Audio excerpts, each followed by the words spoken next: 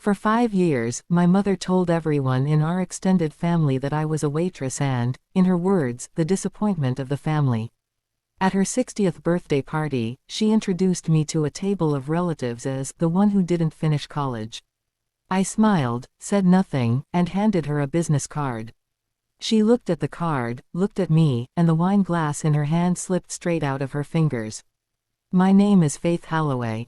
I'm 34. Before I explain what was actually printed on that card, let me take you back to when I was 19, because none of what happened at that birthday party makes sense without understanding exactly why I left college in the first place, and exactly what my mother chose to believe about that decision instead of ever asking me directly.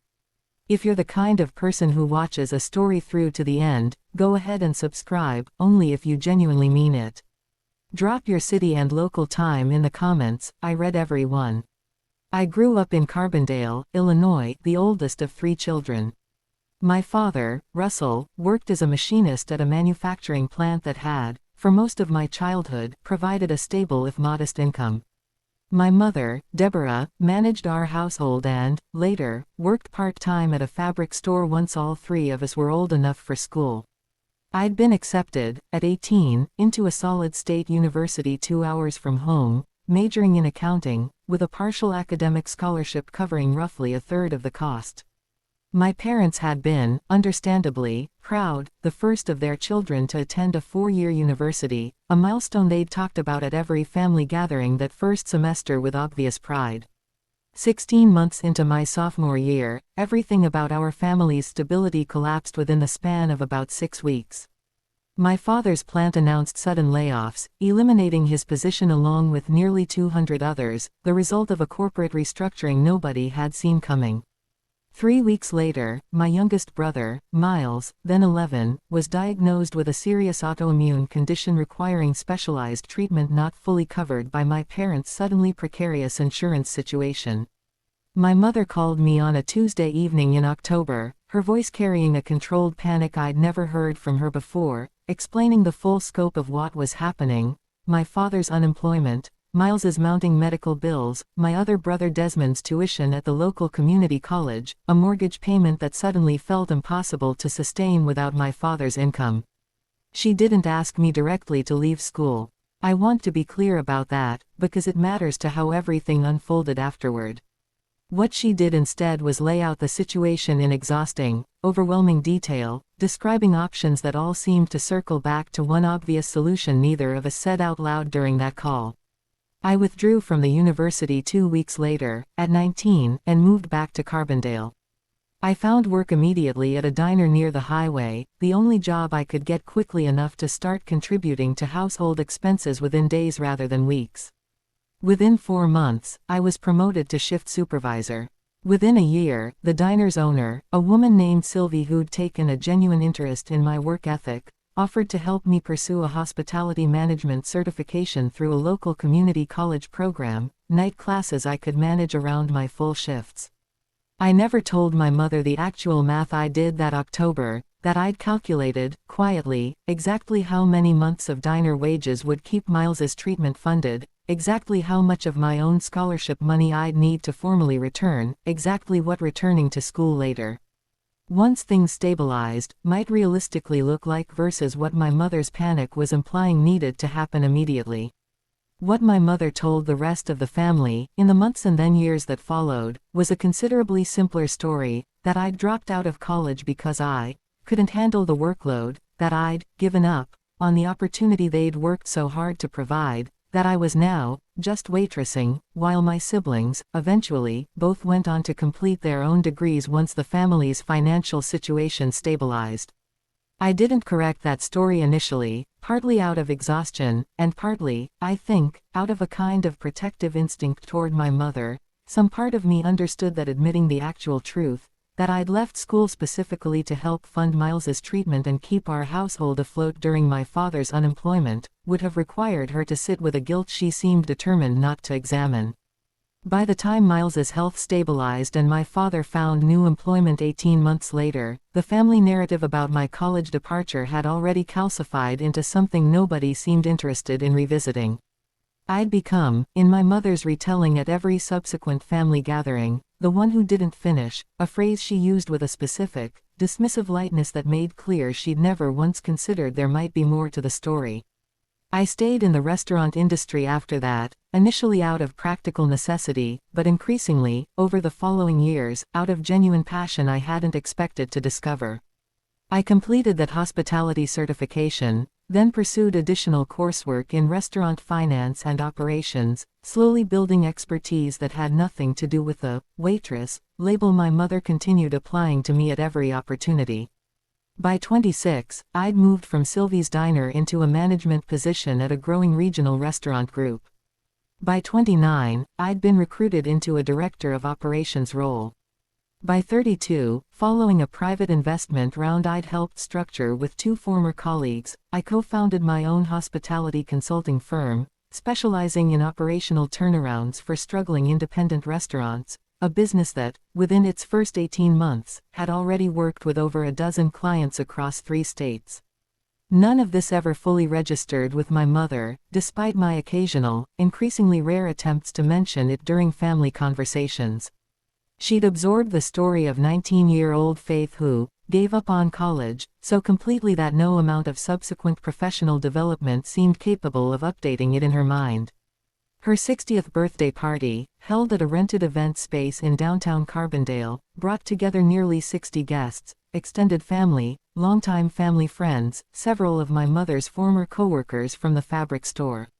I'd flown in from Chicago, where I'd relocated from my consulting firm 3 years earlier, specifically to attend, despite a demanding travel schedule that week. I arrived to find my seating assignment placed at a table near the kitchen entrance, tucked alongside distant cousins I barely knew, while my siblings, Desmond and Miles, both now with completed degrees, Desmond in finance and Miles, remarkably, in pre-med, sat at the head table alongside my parents, positions of honor that felt, even before anything was said, like a physical manifestation of exactly how my mother had organized her understanding of her children's respective worth. I sat at that table by the kitchen door for the first hour of the party without saying much, watching servers move past me constantly, catching fragments of the head table's conversation whenever the swinging door briefly quieted the ambient noise. I told myself the seating chart was probably just an oversight, a logistics decision made by whoever had organized the tables, not a deliberate statement. Then my mother stood up during the toasts, glass of wine in hand, and began working her way through introductions for the benefit of guests who hadn't met all of her children before, several of her husband's cousins visiting from out of state, a handful of newer friends from her book club. "This is my son Desmond," she said warmly, gesturing toward the head table. "He's a financial analyst in Chicago, doing wonderfully. And this is Miles, currently in his 2nd year of medical school, we're so incredibly proud of him." She paused, scanning the room until her eyes landed on my table near the kitchen door. "And over there is Faith, my oldest. She's the one who didn't finish college." A few polite, uncertain laughs rippled through the nearby tables, the kind of laughter people offer when they sense something is meant to be lightly humorous but aren't entirely sure why. I felt my face go warm, the old familiar mixture of humiliation and resignation I'd absorbed at dozens of gatherings before this one. I smiled anyway, the smile I'd perfected over 15 years of these exact moments, and said nothing. What my mother didn't know, what almost nobody at that party knew, aside from my father, who'd learned it only recently through an offhand comment I'd made during a rare private conversation, was that 3 weeks earlier, my consulting firm had been featured in a regional business journal's profile on emerging entrepreneurs under 35, highlighting our recent expansion and a significant new contract with a restaurant group operating across 4 states. I'd brought a small stack of business cards with me to the party, almost as an afterthought, tucked into my clutch alongside my phone and lipstick, not with any specific plan in mind, just an old professional habit of always having them available. After my mother finished her toast and guests returned to their conversations, I waited for a natural lull, then made my way to the head table, where she was still standing, chatting with one of her book club friends. "Mom," I said, "I wanted to give you something." I handed her the business card. She looked down at it, her expression shifting slowly as she read the text printed across it: Faith Holloway, founding partner, Meridian Hospitality Consulting Group. "What is this?" She asked, though something in her voice suggested she already suspected the answer might complicate the story she'd just told a room full of guests moments earlier. That's my business card, Mom. I co-founded a consulting firm 3 years ago. We currently work with restaurant groups across 4 states. Last month, we were featured in a regional business journal's profile on entrepreneurs under 35. My mother looked at the card again, then back up at me, her book club friend beside her glancing between us with poorly concealed curiosity. I don't understand, my mother said slowly. You told me you were still. She stopped, seeming to recognize, mid-sentence, that she'd never actually asked me directly what I currently did for work, that she'd simply continued assuming, for years, that waitress remained an accurate description because nothing had ever forced her to update it. I haven't waited tables in almost 11 years, Mom. I left college at 19 because Dad lost his job and Miles's treatment needed funding that our insurance wasn't covering. I never told you that directly, because you seemed so committed to a simpler story, and I didn't want to make you feel guilty about something that had already happened.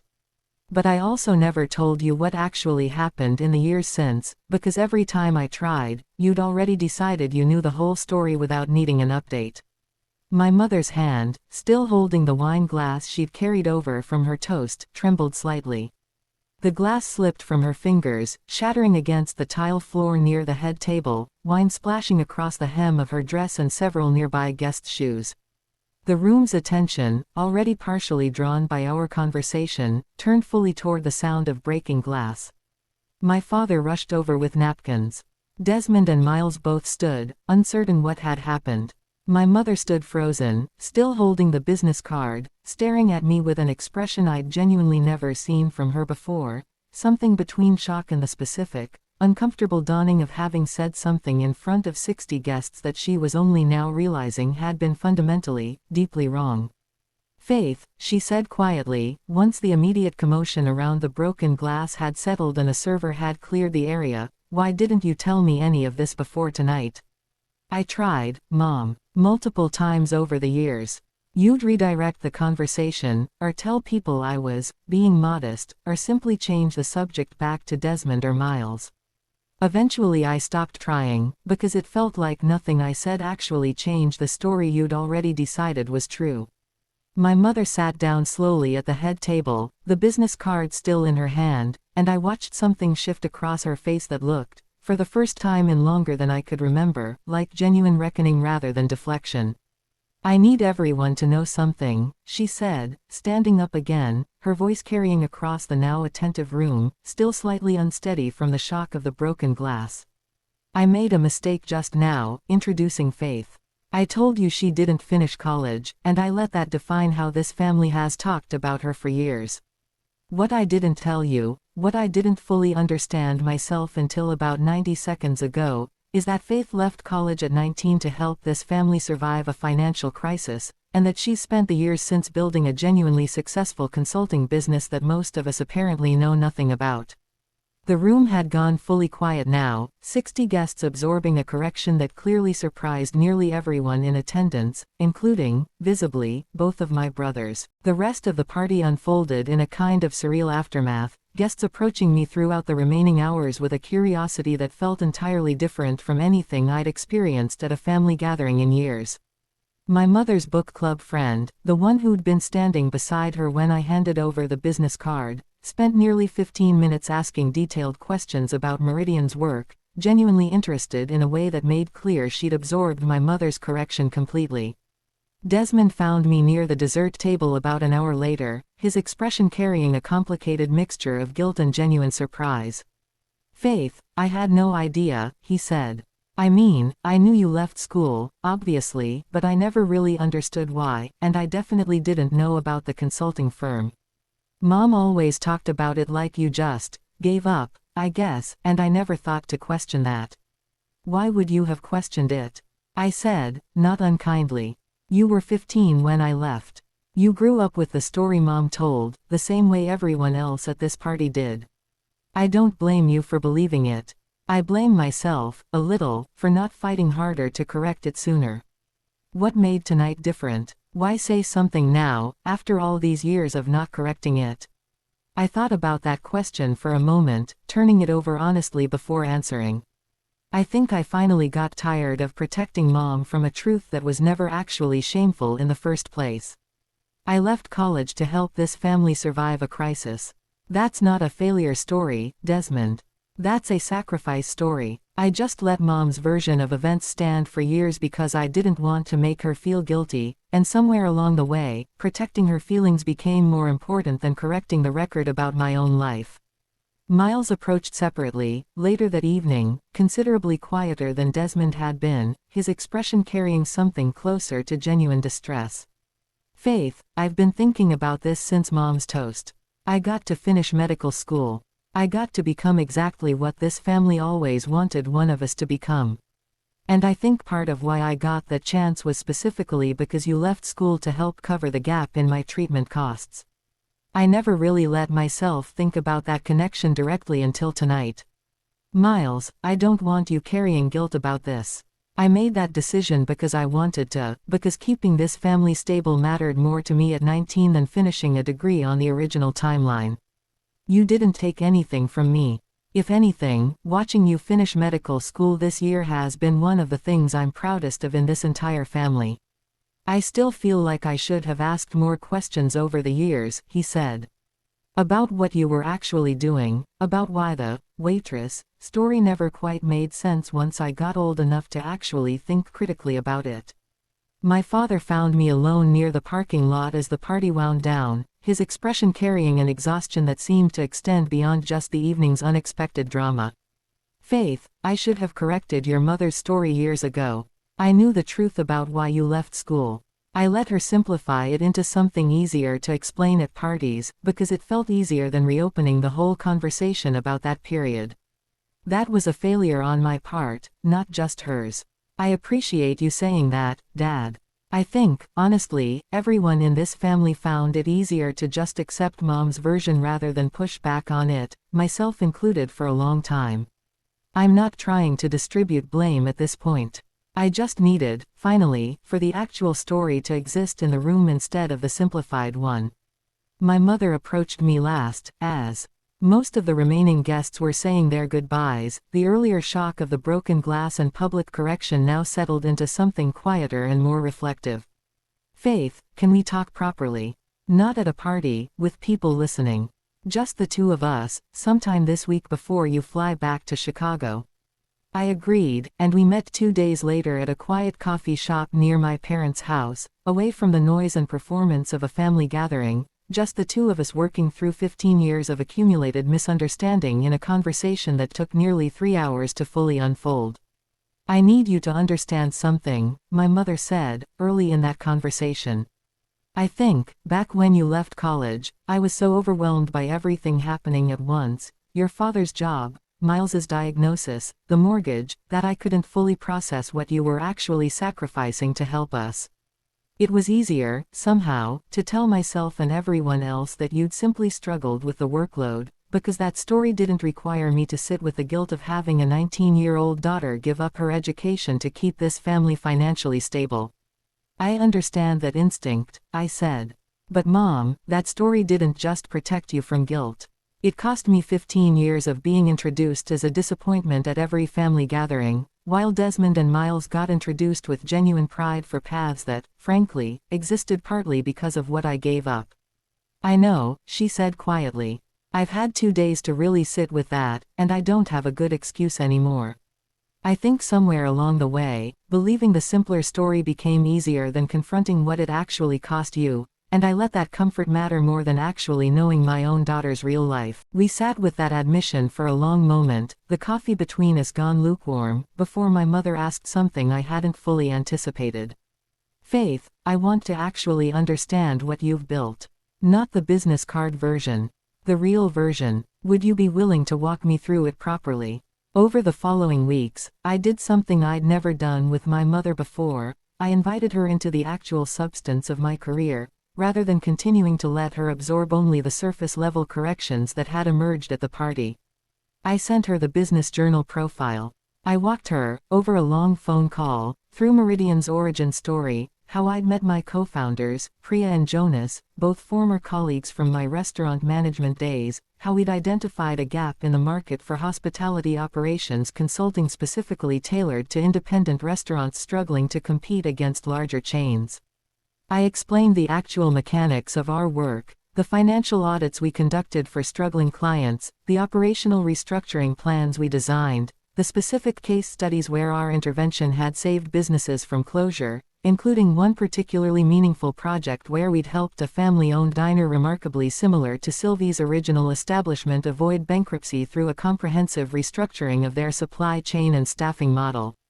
My mother listened to all of it with a genuine attentiveness that felt entirely new, asking follow-up questions that demonstrated she was actually absorbing the details rather than simply nodding politely until she could redirect to something more comfortable. I had no idea any of this required this level of financial expertise, she admitted, during one of these calls. I think I'd genuinely convinced myself, over the years, that hospitality meant something closer to what you were doing at 19, rather than understanding it as an entire field of business strategy. 3 months after that birthday party, my mother visited me in Chicago for the first time in over 6 years, a trip she'd never previously prioritized despite my repeated invitations over the preceding decade. I gave her an actual tour of Meridian's offices, introduced her to Priya and Jonas, let her sit in on a portion of a client strategy meeting where she watched, firsthand, the kind of detailed financial and operational analysis that constituted my actual daily work. I owe you an apology that goes beyond what I said at the party, she told me, during dinner that evening, in a restaurant I'd chosen specifically because Meridian had consulted on its recent operational turnaround.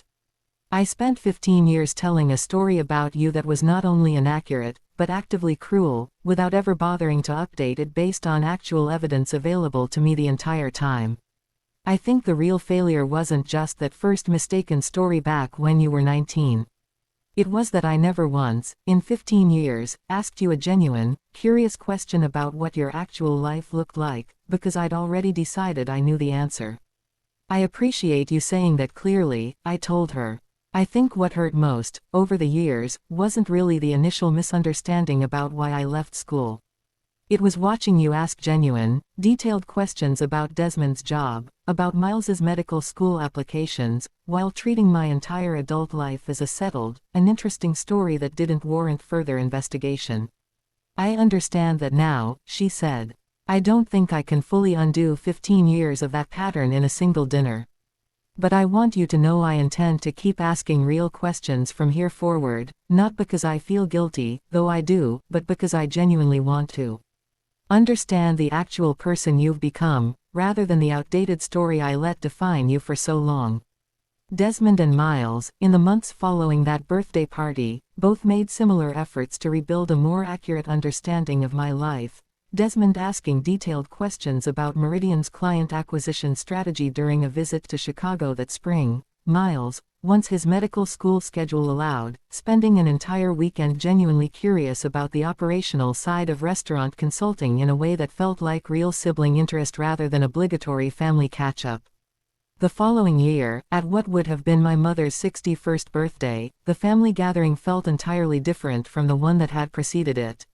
My mother's toast that year included, unprompted, an accurate and detailed description of Meridian's recent expansion into a fifth state, alongside genuine updates about Desmond's promotion and Miles's residency placement, all three of her children's accomplishments discussed with equal curiosity and pride for what felt like the first time in 15 years.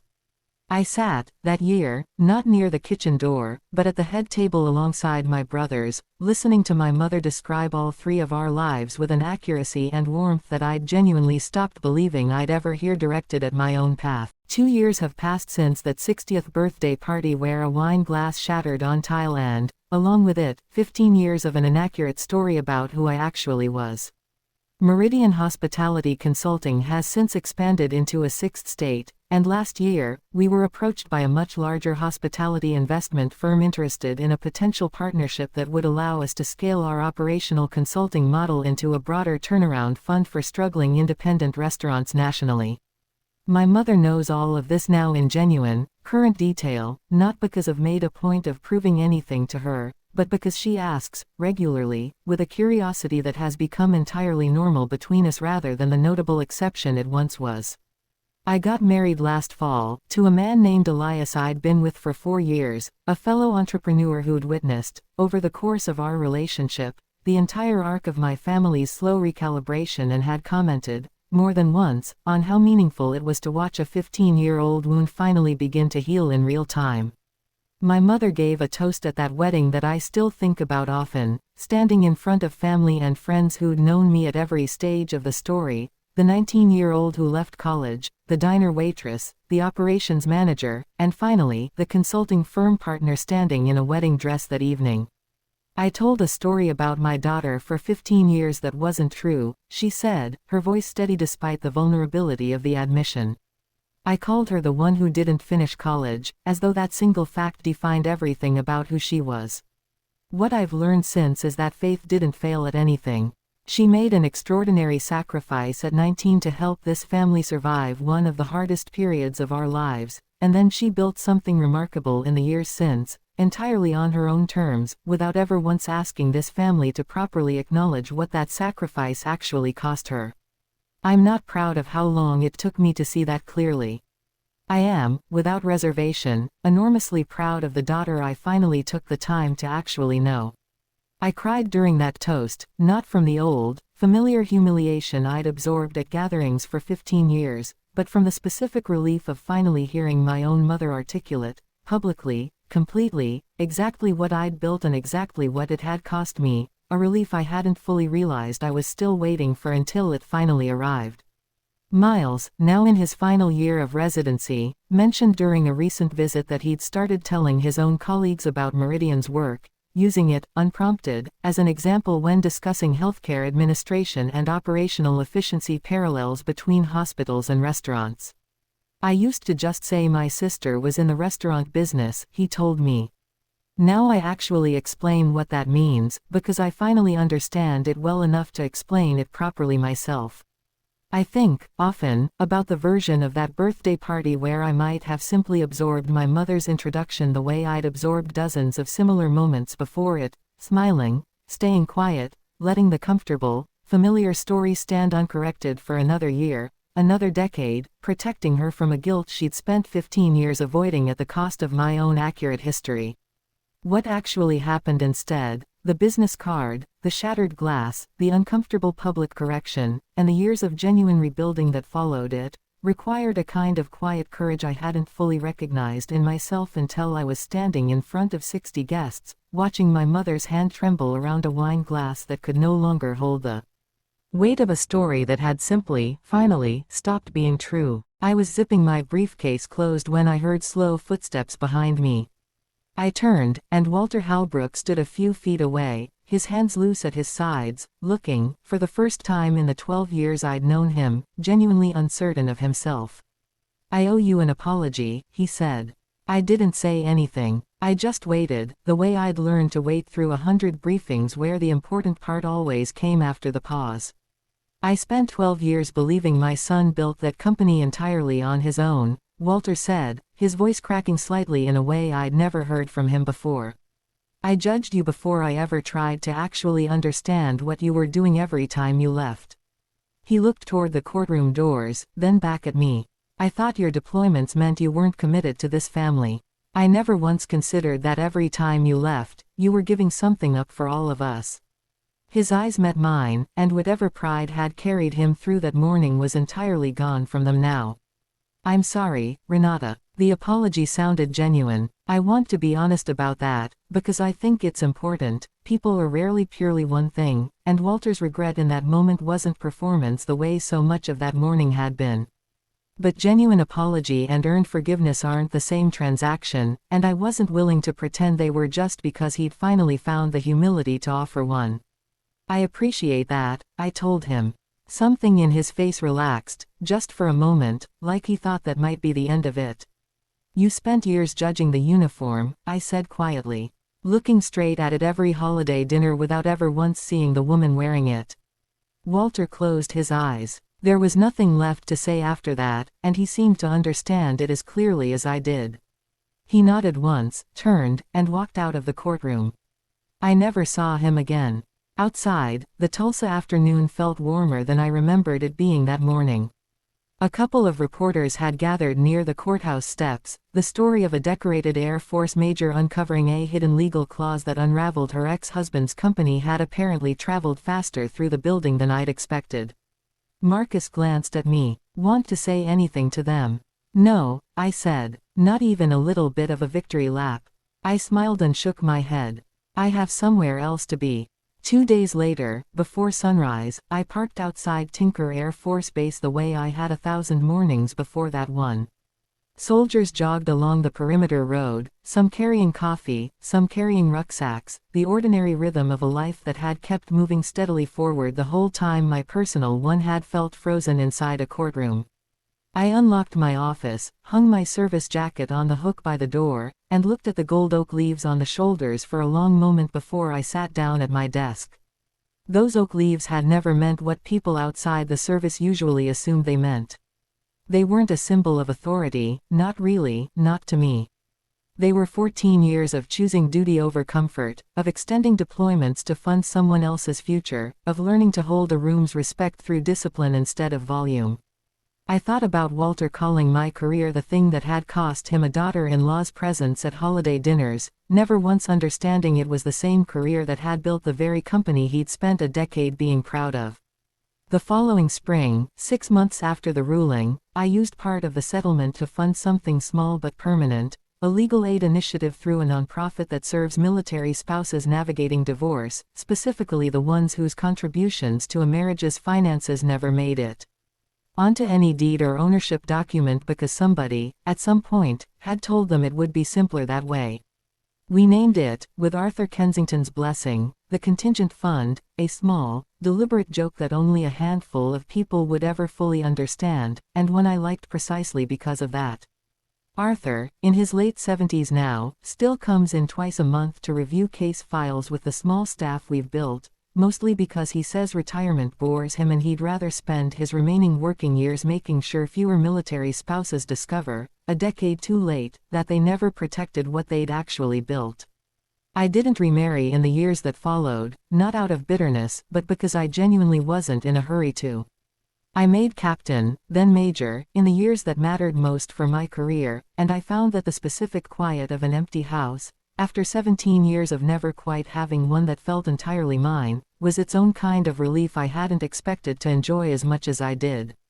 Grant sold his remaining stake in Halbrook Renewable Systems 18 months after the divorce was finalized. I heard, secondhand, that he took a quieter role at a smaller engineering firm 2 states away, the kind of job with regular hours and no expansion plans and nobody's name on the building. I don't know if that was penance or simply exhaustion. I've stopped trying to guess which, because it isn't really my work to finish anymore.